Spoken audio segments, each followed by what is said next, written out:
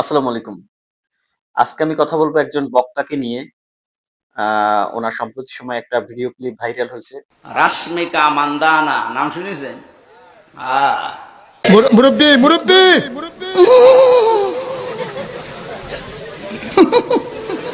আমি উনার ভিডিও কোনো সময় দেখি না।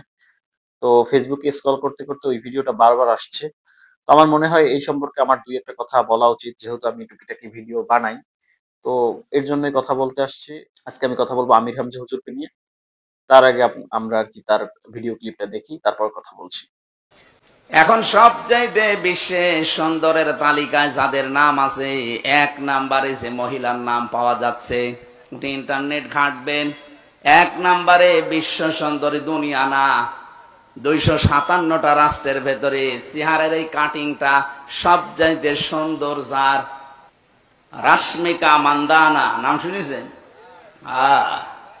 চেহারার কাটিং এ এখন পৃথিবীতে এক নাম্বারে আছে।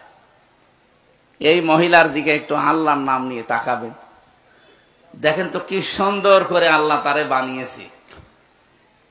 নাউজুবিল্লাহ। মনে করেন একজন নায়িকার দিকে তাকাবে, তাও আবার আল্লাহর নাম নিয়ে। এটা কোনো কথা? যেখানে হাদিসে স্পষ্টভাবে বলা আছে যে কোনো বেগানা নারীর দিকে তাকাবে না। একদম নিষেধ আছে। সেখানে উনি ধর্ম সম্পর্কে জ্ঞান অর্জন কইরা আপনার কিভাবে এই ধরনের কথা বলে? দেখেন আপনি মনে করেন আমার কথা শুনে বলতে পারেন, "হ্যাঁ, তুমি পাক্কা হুজুর হয়ে গেছো। এত বেশি কথা বলো কেন? হুজুরের ভুল ধরতেছো।" না ভাই, আমি হুজুরের ভুল ধরার ইনটেনশন নিয়ে এখানে আসি নাই। আমি মনে করেন আমার ইসলাম সম্পর্কে জ্ঞান খুবই সীমিত। আমি ইসলাম সম্পর্কে ধরতে গেলে কিছুই জানি না। ঠিক আছে? আমি কখনো মাদ্রাসায়ও পড়িনি। যতটুকু জ্ঞান অর্জন করছি, আমার জ্ঞান ইসলাম সম্পর্কে খুবই ক্ষুদ্র। যতটুকু জ্ঞান অর্জন করছি বা এখনো করতেছি, তাও বিভিন্ন স্কলার, বিভিন্ন বক্তার বক্তব্য শুইনা, ওয়াজ-টোয়াজ শুইনা এই। এছাড়া এখন মনে করেন আপনাদের মতন বক্তা বা আপনাদেরও তো কিছু মানুষ ফলো করে। আপনাকেও তো কিছু মানুষ ফলো করে। আমি যদিও করি না পার্সোনালি। হয়তোবা কিছু মানুষ তো করে, হয়তোবা না।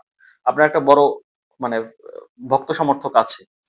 তো তারা যখন আপনার এই কথাটা শুনবে, শুনে ওইটা মানবে, ঠিক আছে? এখন মনে করেন কোন বক্তা, অন্য কোন বক্তা বা অন্য কোন মানুষ যার এই বিষয়টা একটু মানে এই হাদিসটা জানা আছে, এই হাদিস সম্পর্কে জানা আছে যে এটা ভুল। তো তারা যখন নিষেধ করবে, ধরেন মনে করেন আপনার একজন ভক্ত এখন রাশমিকার দিকে, রাশমিকার নাচ দেখতেছে, গান দেখতেছে, তার সৌন্দর্য দেখতেছে। আপনি যে কোয়েশ্চেন করলেন, "এই তুমি এইটা করছো কেন? বা এটা করা ঠিক না, বা এটা দেখা ঠিক না।" তখন তো তারা বলে উঠবে, "এই মিয়া বেশি কথা বলেন কেন? আপনি জানেন আমির হামজা হুজুর এইটা বলছে? আমি তো আল্লাহর নাম নিয়ে নাউজুবিল্লাহ, আল্লাহর নাম নিয়ে তার দিকে তাকাইছি। আমার ভুল কোথায়?" এখন কথা হইছে তখন আপনি কি মানে এই এই যে আপনার যে ভক্ত সমর্থক এই কথা শুনে অনেকে তো ভুল পথে যাবে। তো তখন আপনার এই জিনিসের আপনার ওই কিয়ামতের দিন আপনি কি জবাব দিবেন? মনে করেন তারা তো বলবে, "হ্যাঁ, আমি আল্লাহর নাম নিয়া নাউজুবিল্লাহ, উনি হুজুরে বলছে তাই তাকাইছি। আমার দোষ কি?" তখন আপনি কি বলবেন? দেখেন আপনি মিস্টেকলি ভুল বলতে পারেন। তো আপনি যদি মিস্টেকলি ভুল বলেন, আপনার উচিত প্রকাশ্যে এই বিষয়টা নিয়ে কথা বলা, প্রকাশ্যে এই ভুলটা ভাঙিয়ে দেওয়া। মানুষের ভুল হইতেই পারে। এখন কথা হইছে আমি মনে করেন এই বিষয়টা নিয়ে কথা বলতে আসছি কারণ আমি ফেসবুকে রিসেন্টলি যত স্ক্রল করতেছি এই ধরনের ভিডিও দেখতেছি। দেখেন মহান রব্বুল আলামিন কিভাবে মানে মানুষকে কত সুন্দরভাবে তৈরি করছে সেটা জানার জন্য আপনার রাশমিকার দিকে তাকাতে হবে না। অনেক পর্দাশীল মহিলারা আছে যাদের আপনার ফেস হয়তোবা আপনি দেখেননি, আমি দেখিনি, কেউই দেখেনি। তারা মনে করেন ওই রাশমিকা আরকি ওর থেকে অনেক সুন্দরী, অনেক মানে সুন্দর করে আল্লাহ তাআলা বানিয়েছেন। কিন্তু তারা ইসলামকে মানে ভালোভাবে, পর্দাকে মানে, তাই তাদের ফেস কেউ দেখে নাই। তো আপনার মনে করেন আল্লাহর কিভাবে সুন্দর মানে আল্লাহ কিভাবে আরকি কতটা সুন্দর করে মানুষকে তৈরি করতে পারে, এটা জানার জন্য বা এটা বোঝার জন্য আপনার কোনো বেগানা নারীর দিকে তাকাতে হবে না। আর ২য় কথা হচ্ছে আপনি হয়তোবা আমার এই ভিডিও ক্লিপে ওইটা নাই।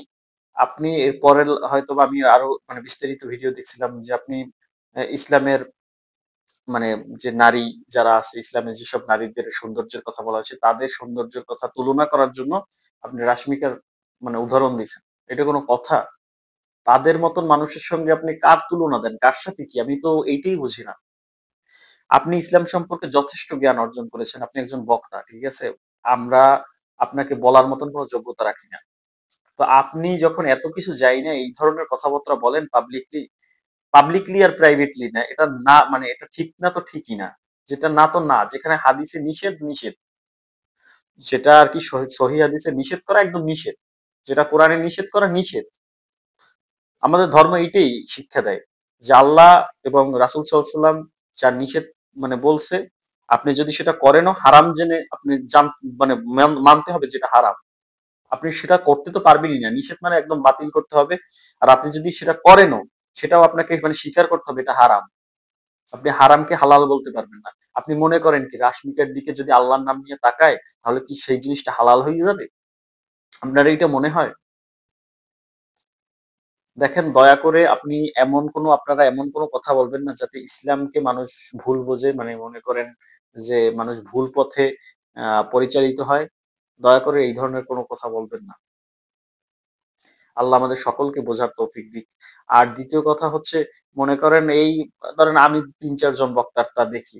অনেকে তো ৩-৪ জন বক্তারটা দেখেন। অনেকে এমনও মানুষ আছে যে ওই আপনার এমন ভক্ত যে আপনার কথাই শুনছে আর অন্য কোনো বক্তার ভিডিও দেখে না। তো ওরা তো ওইটাই বিশ্বাস করে। ধরেন আমি পার্সোনালি বলি, আমার যদি কোনো কিছু খটকা লাগে আমি আরো কয়েকজনের বক্তব্য দেখি।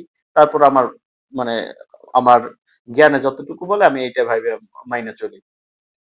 এখন ওনাদের কারো খটকা লাগছে, কিন্তু ওনারা রিসার্চ করে না। হয়তো অনেকে আছে না যে হ্যাঁ হুজুরে যা বলছে এইটাই, ভুল বলুক আর সঠিক বলুক এইটাই, এমন টাইপেরও তো মানুষ আছে। কারণ আপনাদের থেকে তো প্রতিনিয়ত প্রচুর মানুষ শিখতেছে। তো আপনারা যখন এই ধরনের কথা বলেন, মানে ইসলামকে এই ধরনের কথা বলে ছোট করেন, তখন আর কিছু বলার নাই। দেখেন, আমি আপনাকে উপদেশ দেওয়ার মতন কেউ না। আমি আপনাকে উপদেশ দেওয়ার মতন কি? আপনি একজন আহ আলেম, একজন জ্ঞানী ব্যক্তি। ইসলাম সম্পর্কে আপনার যথেষ্ট জ্ঞান আছে। আমাদের জ্ঞান তো খুবই ক্ষুদ্র। আমরা তো শিখতেছি আপনাদের মতন। আপনাকে যদিও আমি ফলো করি না, আমি আপনার ভিডিও খুব একটা দেখি নাই। বাট এই যে স্কলার যারা আছে, আবু তো আদনান ভাই, তারপর মিজানুর রহমান আজহারী সাহেব, তো ওনাদের বক্তব্য দেখে দেখে তো আপনার শিখতেছি, ইসলাম সম্পর্কে জানতেছি প্রতিনিয়ত। তো আপনারা যদি এরকম ভুল করেন পাবলিকলি, তো এটা তো মানুষ তো ভুল পথে, আপনার সঠিক পথ দেখানোর থেকে তো আপনি ভুল পথে দেখাচ্ছেন। এর জন্য তো আপনাকে জবাবদিহি করতে হবে মহান রব্বুল আলমিনের কাছে।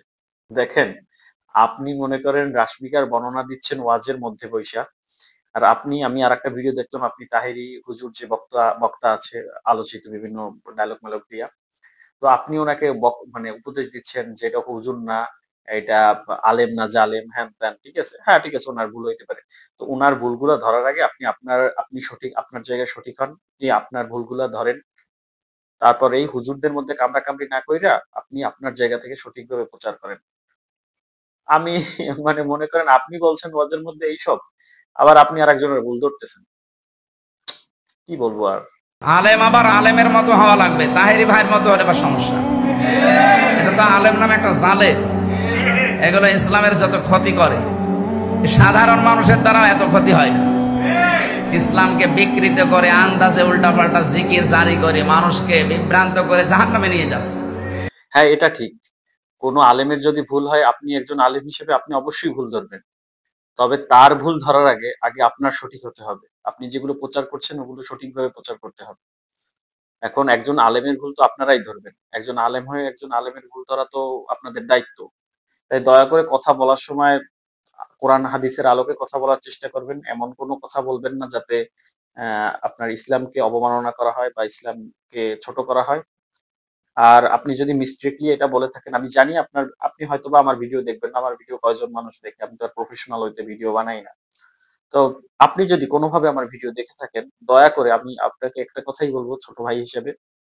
তো দয়া করে আপনি এই বিষয়টা আপনার ভক্তদের কাছে ক্লিয়ার করেন যে আপনার মিস্টেকলি ভুল হইছে, এটা আপনি স্বীকার করেন। আ এইটাই আরকি, আর কিছু না। সকলে ভালো থাকবেন, সুস্থ থাকবেন এবং দেশের স্বার্থে কাজ করবেন, জাতির স্বার্থে কাজ করবেন। দেখা হবে অন্য কোনো ভিডিওতে, অন্য কোনো সময়। ততক্ষণের জন্য বাই বাই। আল্লাহ হাফেজ। আসসালামু আলাইকুম।